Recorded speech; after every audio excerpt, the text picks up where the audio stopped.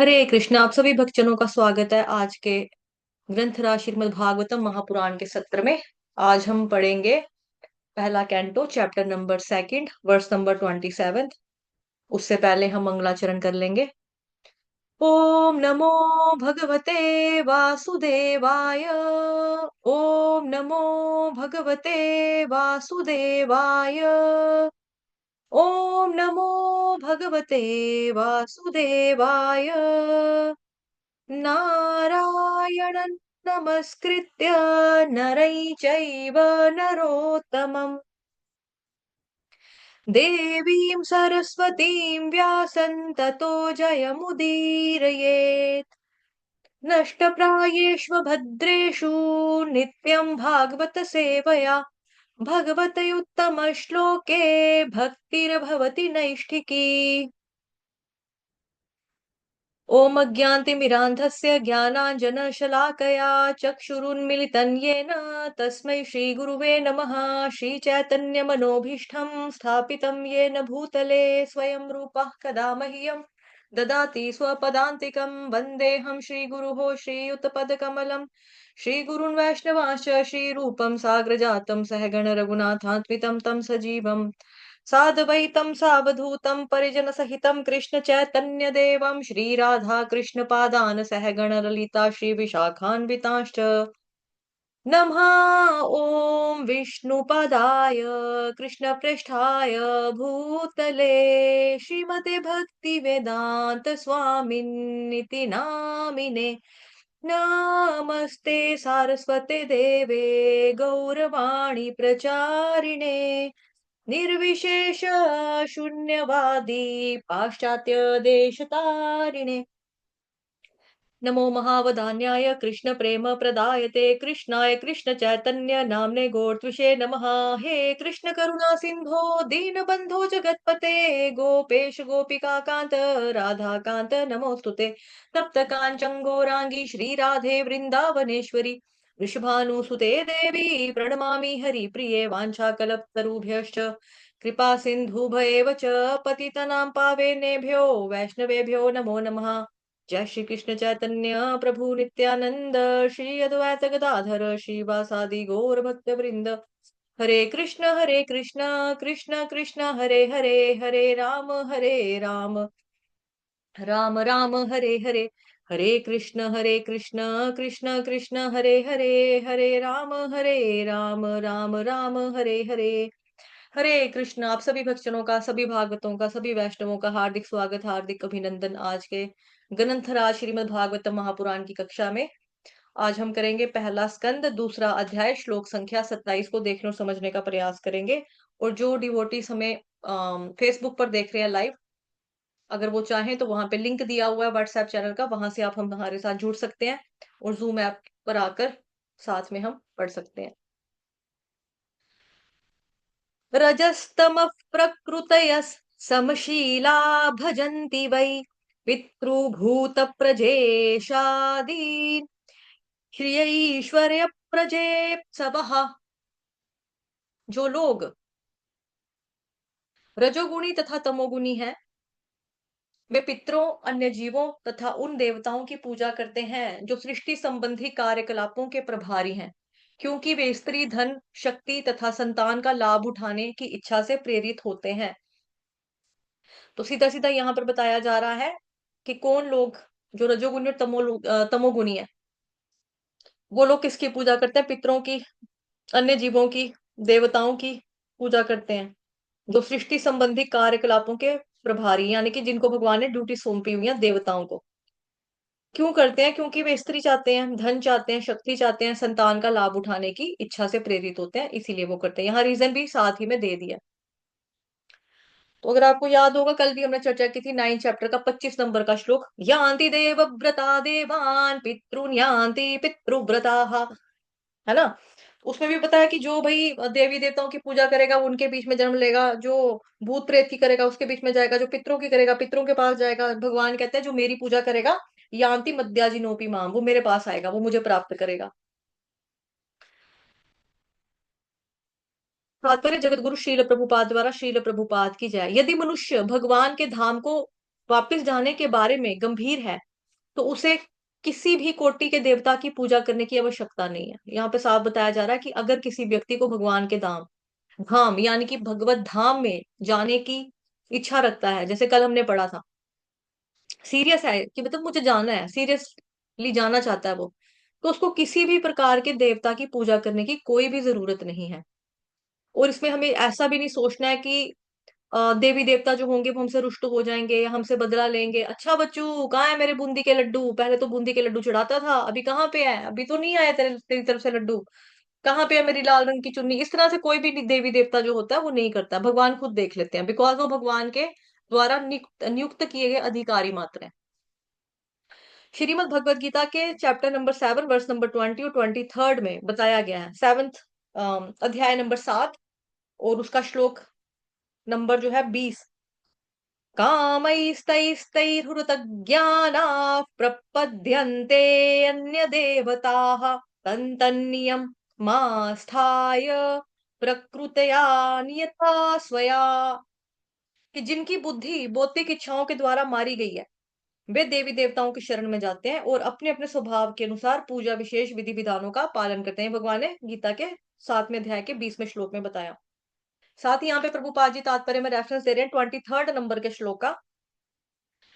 अंततु फलन्तेषां तद्भवत्यल्पमेधसाम् देवान् देवयजो यान्ति मद्भक्ता यान्ति मामपि। भगवान यहाँ बता रहे हैं श्लोक में कि अल्प बुद्धि वाले व्यक्ति जो हैं, जिनको दिमाग कम है, ठीक है, जो अल्प बुद्धि वाले व्यक्ति हैं।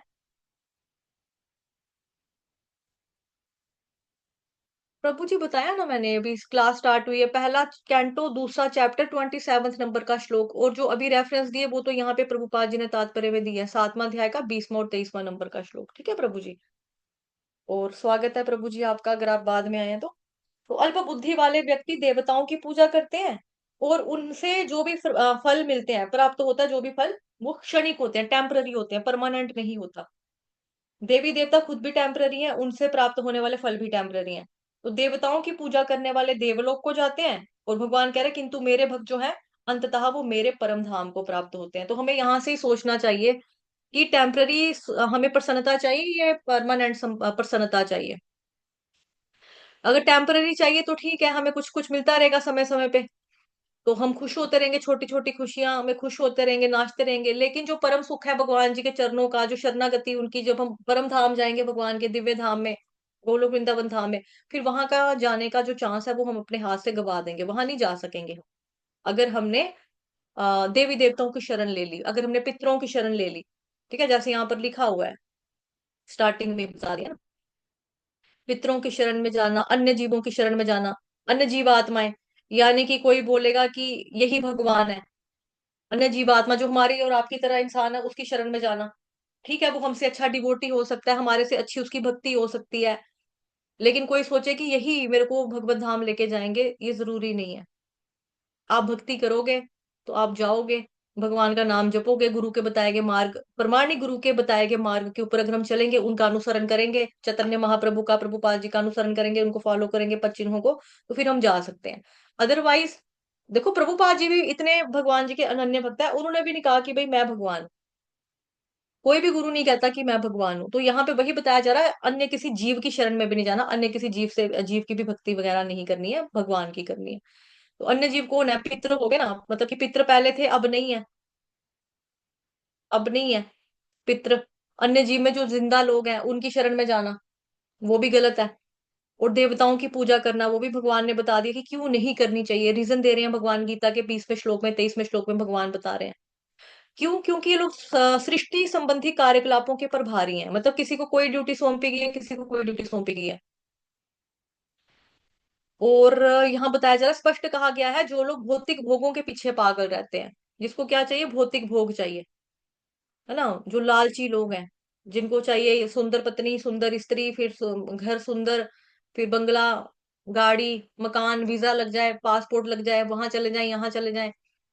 तो ये भौतिक भोग भोगने वाले लोग हैं, इनके पीछे ये पागल रहते हैं। और वे अपने क्षणिक लाभ के लिए, मतलब टेम्पररी बेनिफिट के लिए, वो विभिन्न विभिन्न अलग अलग देवी देवताओं की शरण में चले जाते हैं। जैसे लोगों को पता है कि अलग अलग शरण में जाना, मतलब कोई बोले कि शिव जी की शरण में जाना, तो बोलेंगे वहां जाके सुंदर पत्नी चाहिए, 16 सोमवार का व्रत रखेंगे, लड़कियां भी रखेंगी, लड़के भी रखते हैं, है ना, ये चीज करना। गणेश भगवान जी की हमारी समस्याओं का सॉल्यूशन कर दो, इसलिए चले जाना। काम देवता के पास चले जाना, रोज चढ़ाएंगे तो कोई लड़की हमारे से पट जाएगी, शादी हो जाएगी हमारी, है ना। दुश्मनों के लिए ये करना है, पढ़ाई के लिए सरस्वती माता की शरण में जाना है।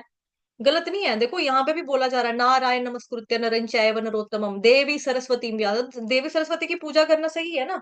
देवी सरस्वती की वो विद्या पढ़ाई मांगना, लेकिन खाली भौतिक विद्या पढ़ाई मांगना वो तो अजीब है ना फिर। भगवान की जो असली पढ़ाई है, आध्यात्मिक ज्ञान, भगवान जी का ज्ञान, दिव्य ज्ञान, उसके बारे में नमस्कार करना कोई गलत नहीं है। तो उसी तरह से देवी देवताओं की शरण में जाना गलत नहीं है, लेकिन क्या मांगना है वो हमें पता होना चाहिए। अगर हम देवी देवताओं की शरण में जाकर भौतिक सुख मांग रहे हैं तो हम गलत कर रहे हैं। लेकिन अगर देवी देवता की शरण में जाकर हम लोग भगवान जी का प्रेम मांगते हैं, भक्ति मांगते हैं, तो फिर हम सही कर रहे हैं। ठीक है, उसमें कोई गलत नहीं है। लेकिन भगवान कहते हैं कि भाई जिसको भौतिक लाभ भी चाहिए ना, वो भी अगर मेरे पास आकर मांगेगा तब भी मैं दूंगा। क्योंकि जो देवी देवता भी देते हैं वो भी तो भगवान जी से अप्रूव करवा के देते हैं, भगवान सैंक्शन करते हैं, तो वो देवी देवता दे पाते हैं, अदरवाइज वो नहीं दे पाते। तो भगवान से आप डायरेक्टली मांग लो तो भगवान दे देंगे, ऐसा नहीं है कि नहीं देंगे। भगवान तो गीता में कह रहे हैं कि जो कुछ मेरे भक्तों के पास होता है उसकी मैं रक्षा करता हूँ, और जो उनको चाहिए, उनकी जो जरूरत होता है उसको मैं पूरा करता हूँ, उनकी आवश्यकताओं की पूर्ति करता हूँ।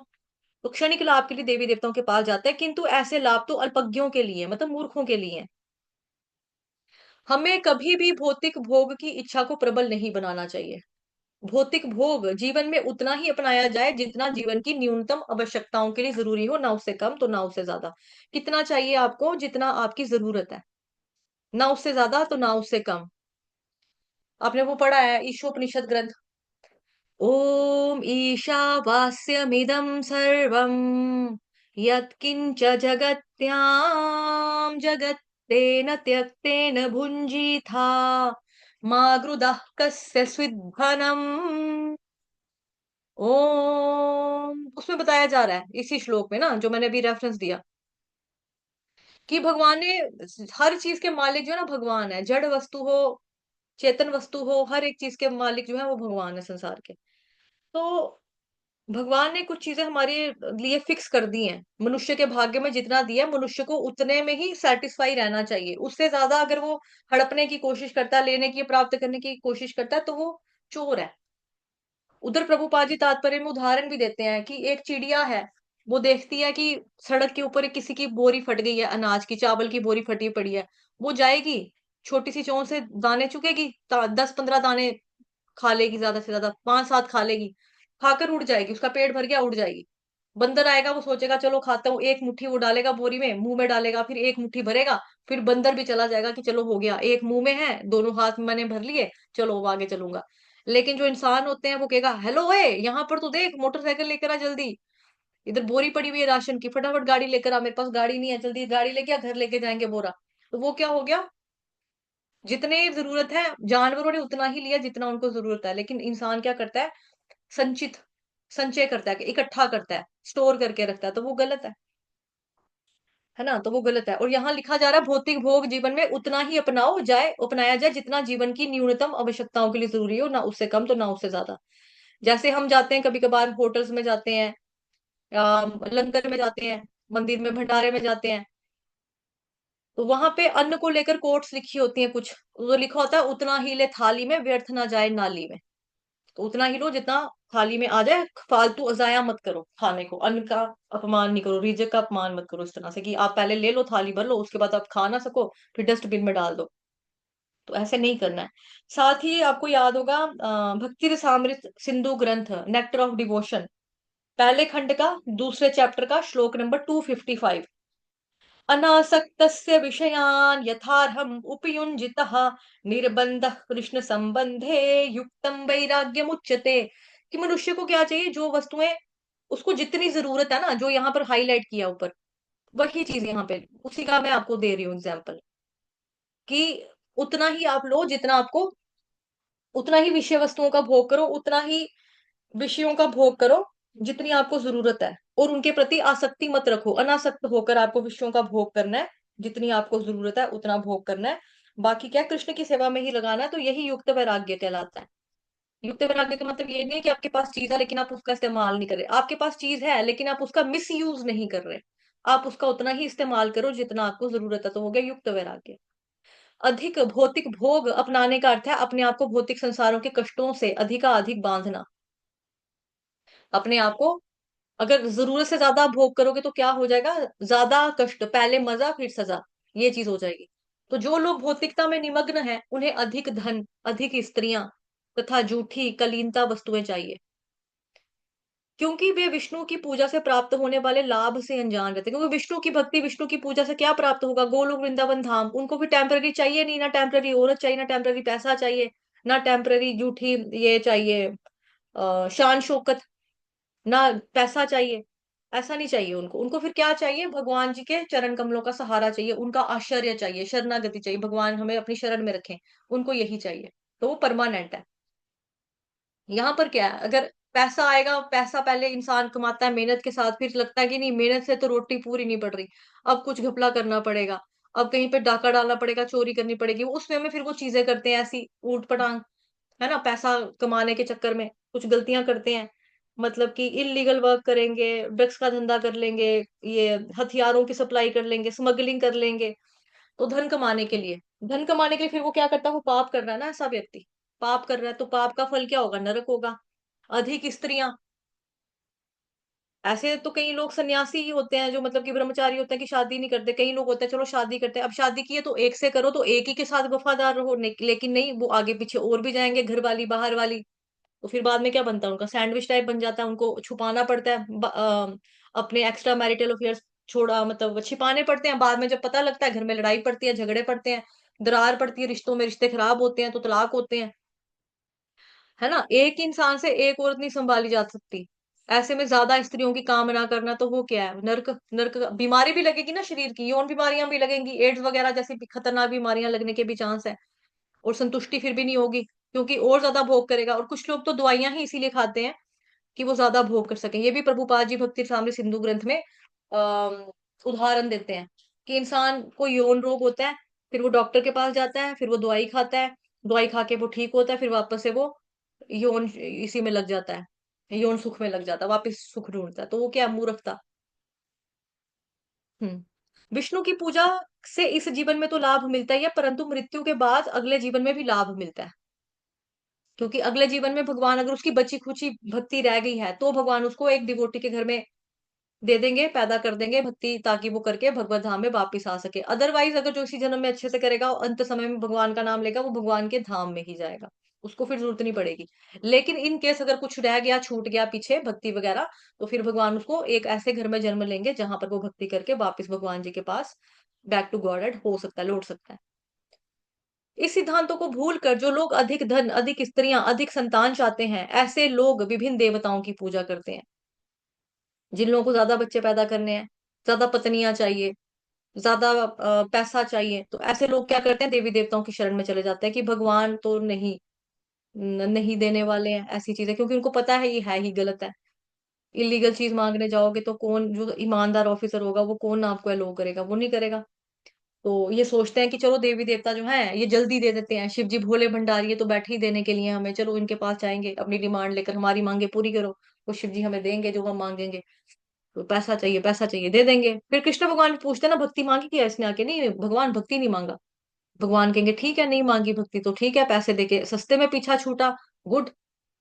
जीवन का लक्ष्य जीवन के कष्टों को समाप्त करना नहीं है, उन्हें बढ़ाना। एक मिनट, जीवन के लक्ष्य क्या है हमारा? जीवन के कष्टों को समाप्त करना है। हमारी जिंदगी का मकसद क्या है? जो हमारी जिंदगी के कष्ट है उसको खत्म करना, ना कि उसको बढ़ावा देना। जन्म जरा मृत्यु व्याधि 84 लाख योनियों से बाहर आना है हमें। ये नहीं है कि बार बार कर्म गलत करते रहे तो बार बार पैदा होते रहे, बार बार होते रहे, बार बार होते रहे, तो ये सर्कल ये बारंबार चलता रहेगा। वो चीज नहीं है। तभी बताया जा रहा कष्टों को बढ़ाना नहीं है, घटाना है, कम करना है, खत्म करना है बेसिकली। कम करने के लिए भी नहीं बोला जा रहा, खत्म करने को बोला जा रहा, समाप्त करना। भौतिक सुखों के लिए, भौतिक सुख के लिए देवताओं के पास जाने की आवश्यकता नहीं है। ये तो देवता भगवान के दास मात्र हैं। यहाँ साफ लिख रहे हैं प्रभुपाद जी की भौतिक सुख भी अगर किसी को चाहिए तो उसके लिए भगवान के पास चले जाओ, देवी देवताओं के पास जाने की जरूरत नहीं है। आप डायरेक्ट भगवान से मांगो, वो भी दे देंगे। ये देवता भगवान के दास मात्र हैं। जो देवी देवता है ये तो क्या है, ये भगवान के दास मात्र है। भगवान ने इनको एक ड्यूटी सौंपी हुई है कि ये करो, ये करो, ये करो, ये करो, तो ये वो करते हैं, उनका कहना मानते हैं। तो ऐसा नहीं है कि देवी देवता जो है वो हमें दे देंगे लेकिन भगवान हमें नहीं देंगे। अभी जितने भी देवी देवता हैं, उनके पास बेसिकली क्या होती है, शक्ति होती है। और जो शक्ति उनके पास आई है आपको चीज देने की, है ना, जो आपकी जरूरत है उसको पूरा करने की, वो शक्ति आ रही है तो कहाँ से आ रही है, देवी देवताओं के पास भगवान कृष्ण के माध्यम से ही आ रही है। पढ़ा था ना हमने कल, इनको भिन्नाश कहा जाता है। तो जैसे ऊपर भी पढ़ा कि जीव आत्मा के पास भी नहीं जाना शरण लेने के लिए, देवताओं के पास भी नहीं जाना चाहिए। देवी देवता जो है उनको कुछ ड्यूटी सौंपी गई है, कार्यभार सौंपा गया है कि ये आपका ही काम है करना। जैसे इंद्र देवता के पास बारिश का डिपार्टमेंट है, प्रकाश का डिपार्टमेंट सूर्य देवता के पास है, गर्माहट का जो है वो अग्नि देवता के पास है, उष्णता का डिपार्टमेंट पानी का वरुण देवता, जल देवता के पास वनस्पति प्रोरोहण जो है वो चंद्र देवता के पास है ना। कार्तिकेय कौन है, हमारी आर्मी के डिफेंस मिनिस्टर मान लो आप उनको। वायु का डिपार्टमेंट कौन है, पवन देवता, हवा का। धन का डिपार्टमेंट लक्ष्मी माता के पास है, खजांची कौन है, कुबेर है। रक्षा मंत्रालय कौन संभालता है, दुर्गा माता संभालती है। Education department music and fine arts किसके पास है, सरस्वती माता के पास है। प्लेसमेंट ऑफिसर कौन है, यमराज है। सृजनकर्ता कौन है, ब्रह्मा जी है। तो इस तरह से देवी देवता जो है भगवान के दास मात्र है। फलता ये यही बताया जा रहा है यहाँ पे, देखो ये क्या देते हैं आपको, जल देते हैं, वायु देते हैं, प्रकाश देते हैं, आदि के रूप में जीवन की जरूरतें जो है प्रदान करने के लिए बाध्य हैं। उनको कंपल्शन है कि अगर तुमने ये कार्य किया है तो आपको करना पड़ेगा। अभी जैसे हमारे घर में नलका लगा है पानी का, है ना, पानी आता है हमारे घर में, हम ताजा पानी भरते हैं, पीने वाला पानी भरते हैं, तो उसके लिए हम पे कर रहे हैं।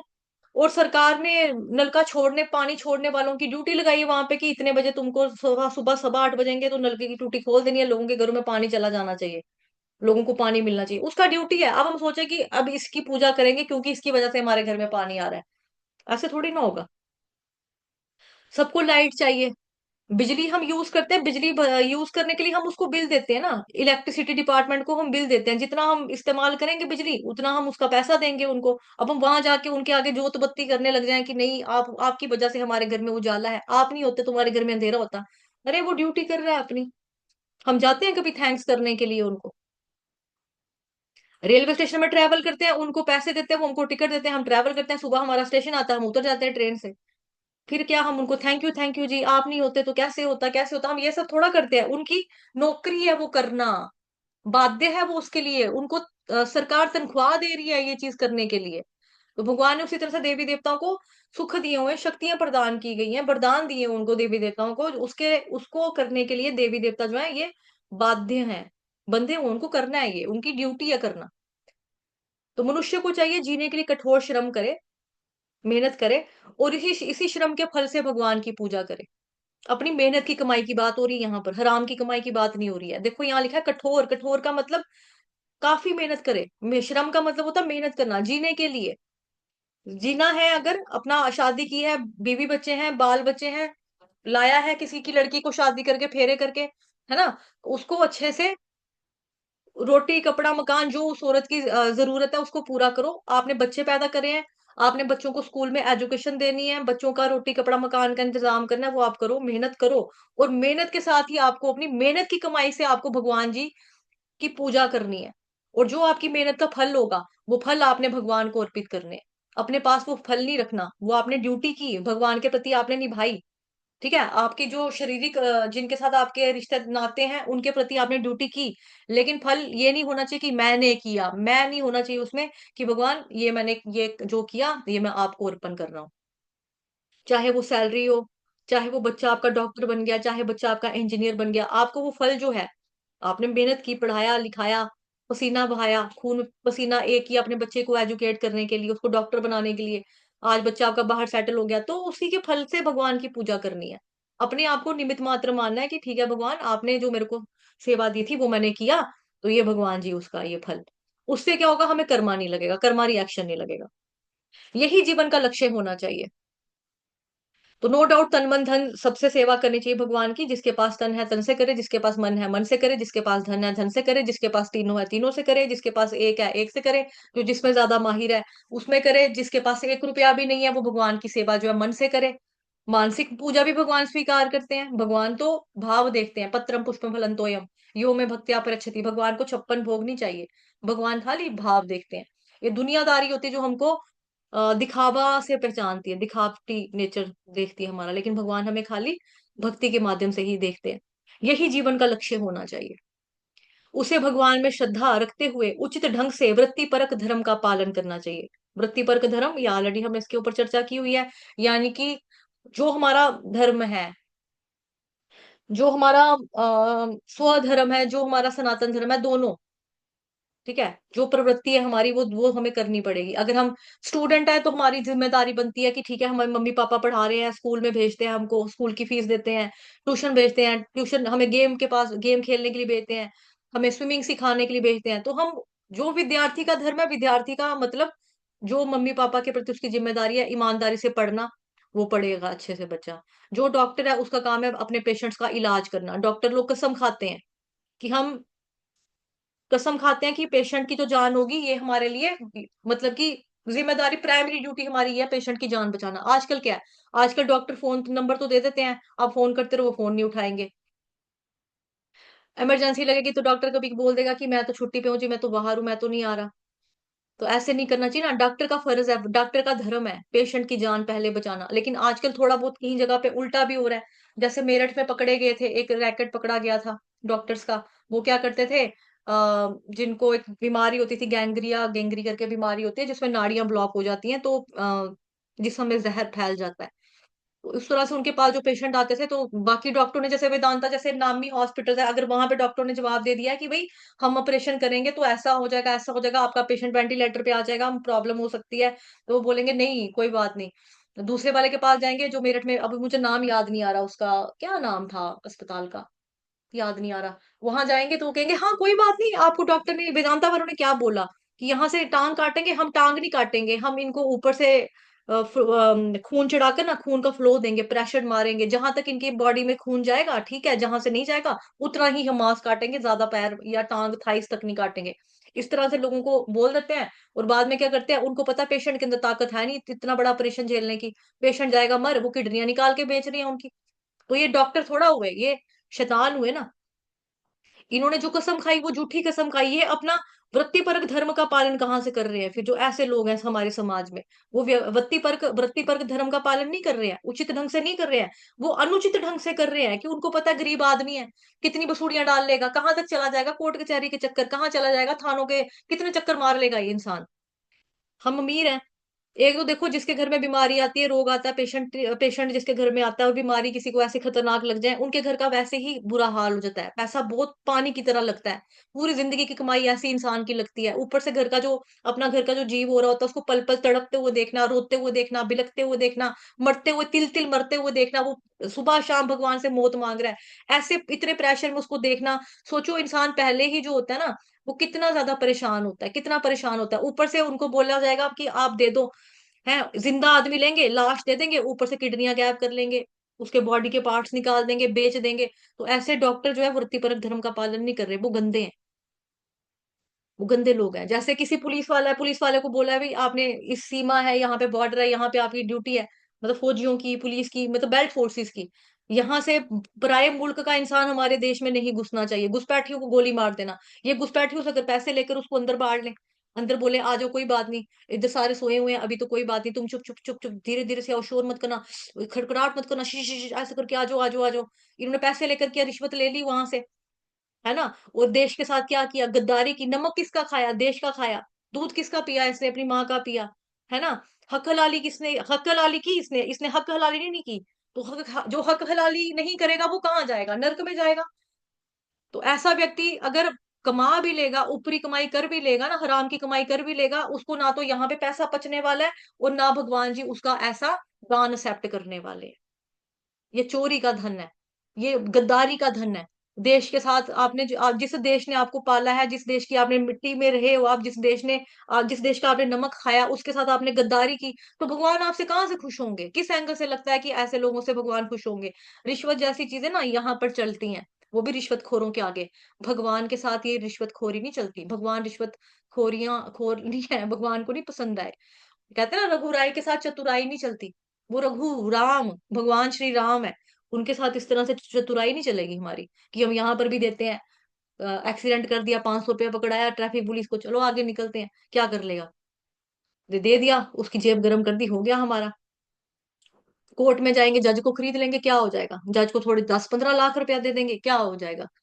यहाँ पे आप खरीद सकते हो, लेकिन सोचो कि भगवान के साथ भी हम इसी तरह से कर लेंगे, वहां पर उनको भी पागल बनाएंगे, उधर नहीं कोई बनता पागल, उधर आप ही पागल बनोगे। और जीते जी भी हम ही यहाँ पर पागल बन रहे हैं ऐसी चीजें करके, भगवान ये चीजें नहीं चलेंगी वहां पर। रघुराई के घर में चतुराई नहीं चलती, रघुराई के साथ चतुराई बिल्कुल भी नहीं चलती। भगवान को सीधे सरल व्यक्ति पसंद है, मुंह के ऊपर बात करने वाले पसंद है, जिनके दिल के अंदर दूसरों के प्रति कुछ इतना इच्छा है, ना द्वेष है ना घृणा है। भगवान को ऐसे लोग पसंद है, सीधे साधे सरल व्यक्ति पसंद है भगवान को। भगवान को ऐसे भक्तों के साथ प्रेम होता है भगवान का, ऐसे चंट लोगों के साथ थोड़ा भगवान का प्रेम होगा, जो क्लेवरनेस दिखाएंगे यहाँ पर भी तो वहां पर भी। कनिंग लोगों के साथ भगवान की कहाँ से बनेगी? ठीक है, भगवान के साथ शान पट्टी नहीं चलेगी, अगर देसी भाषा में बोले तो भगवान के साथ शान पट्टी नहीं चलने वाली। जब भगवान, हाँ यहाँ पे धर्म का पालन करना चाहिए, इससे वो व्यक्ति धीरे धीरे भगवान के धाम पे पहुंच सकेगा।